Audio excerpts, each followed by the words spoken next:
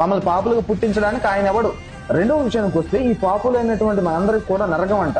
అరే బాబు, దిమాకుందా? పుట్టించిన వాడికి దిమాకుందా? తలకాయ ఉందా? అరే పాపంలో పుట్టుకతోటే పాపులుగా పుట్టించింది ఆయన, తీసుకెళ్లి పాపులం అని చెప్పేసి నరకంలో వేసేది మమ్మల్ని. ఆడికి అసలు దిమాకు ఉండాలా? తలకాయ ఉండాలా? పుట్టుకతో మమ్మల్ని పాపులుగా పుట్టించాడు కాబట్టి, ఆ పాపం పెట్టింది ఆడు కాబట్టి తీసుకెళ్లి ఆయన పడే అలా నరకంలో.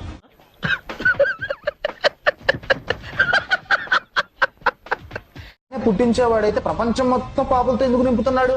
అది కూడా వ్యాలిడ్ పాయింటే కదా. ప్రపంచం మొత్తం పాపులతో నింపే కంటే ఆపేయడం మంచిది కదా. మండుతున్నట్టుంది. ఇదంతా ఆయనే చేసేసి మళ్ళీ మీరు పాపులు కాబట్టి మిమ్మల్ని నరకంలో వేయాలని తీసుకెళ్లి నరకంలో వేస్తాడంట. ఏం దవడ మీద కొట్టేవాడు లేక? ఎవడైనా తెలిసి పాపంలో పుట్టడానికి ఇష్టపడతాడా? ఇష్టపడడు. ఎవ్వడు ఇష్టపడడు. మరి మా పుట్టుకి ఇలా ఉంటదన్న విషయం